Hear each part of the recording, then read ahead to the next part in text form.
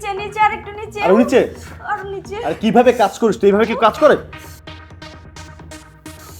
উফ চলে গেল উফ চলে গেল হয়েছে? উফ, গরম আর একটু নিচে আর একটু নিচে আর একটু হচ্ছে? আর একটু আর একটু হচ্ছে? আর একটু আর একটু? আর একটু নিচে কি জ্বলছে নাকি? এখনো জ্বলছে এখনো চলছে? আর একটু হয়েছে? হয়েছে?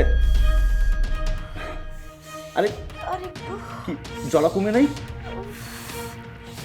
এখনো চলছে? আরাম পাচ্ছিস?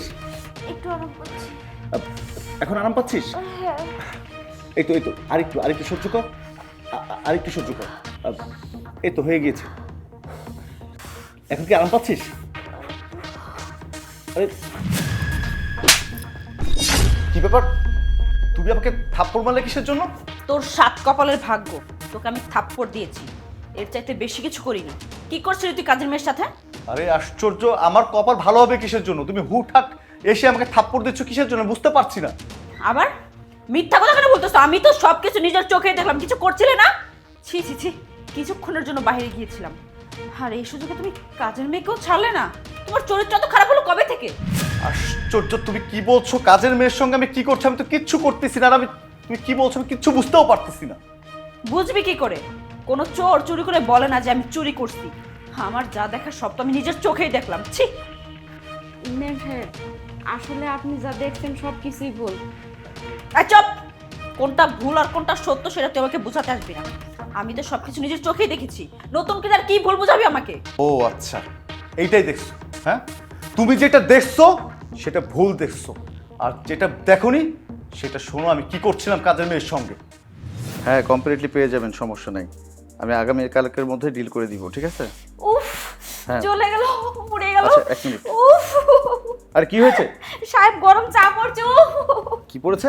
গরম চা আর আসছে কোথায় কোথায় কোথায়? এখানে উফ। আরে যেভাবে কাপড় পরেছিস এভাবে কি কাপড় পরে? দেখি দেখি দেখি। কি বুঝতে পেরেছো? ক্লিয়ার হয়েছে তোমার কাছে? ওর গায়ের উপরে গরম চা পড়ছে, তুমি আমাকে বলবা না? আমি তো দূর থেকে দেখে অযথা তোমাকে তোমার গায়ে হাত তুললাম। ছিছি, আমি এরকমটা করতে চাইনি। আসলে আমি ভাবছিলাম তোমার আর কাজের মেয়ের মধ্যে কিছু হচ্ছে, আমার মাথা ঠিক ছিল না। কেন? ভুল করার আগে মনে ছিল না? পিছন থেকে তুমি দেখলে যে কাজের মেয়ের সঙ্গে আমি নষ্টি ফষ্টি করছি, তাকে আমি কিস করছি তার পেটে। ছি ছি ছি, লজ্জা করলো না তোমার? নিজের স্বামীর প্রতি এমন চরিত্র চরিত্র নিয়ে কথা বলতে তোমার তো লজ্জা করা উচিত ছিল। যে মানুষটার সঙ্গে তিনটা বছর কাটাইছো, সেই মানুষটাকে অবিশ্বাস করলে কিভাবে? এই তুমি দেখো নাই আজও পর্যন্ত আমি কোনো মেয়ের দিকে চোখ পর্যন্ত তুলে তাকাইনি। রাস্তা দিয়ে গেলেও না তোমাকে সামনে রেখেছি যাতে কোনো মেয়ের টাচ আমার শরীরে না লাগে। আর সেই স্বামীকে তুমি চরিত্রের উপর আঙুল তুলেছো, আবার বলছো আমার ভুল হয়ে গেছে। হ্যাঁ, এই ভুলটা করার আগে তোমার উচিত ছিল আমাকে জিজ্ঞাসা করা যে আমি কি করছিলাম আর কি হয়েছিল। ওকে চা বানাতে বলছিলাম, চা বানাই থেকে চাটা ওর শরীরের উপরে পড়ে, তারপর বাকিটা তুমি জানতেই পারছো, তোমাকে বললামই তো। দেখো, আমি তো বলছি যে আমি দূর থেকে দেখেছি। আসলে যদি সত্যটা জানতাম তাহলে কখনো এমন করতাম না। আমি ভুল হয়ে গেছে, আমাকে ক্ষমা করে দাও, আর কখনো এমন করবো না তোমার সাথে। আচ্ছা ঠিক আছে, যে ভুলটা করছো এই ভুলটা ক্ষমার যোগ্য না, তারপরও তোমাকে ক্ষমা করে দিচ্ছি। কিসের জন্য জানো? আর যাতে কোনোদিন তুমি আমার চরিত্রের উপর আঙ্গুল তুলে কথা না বলতে পারো।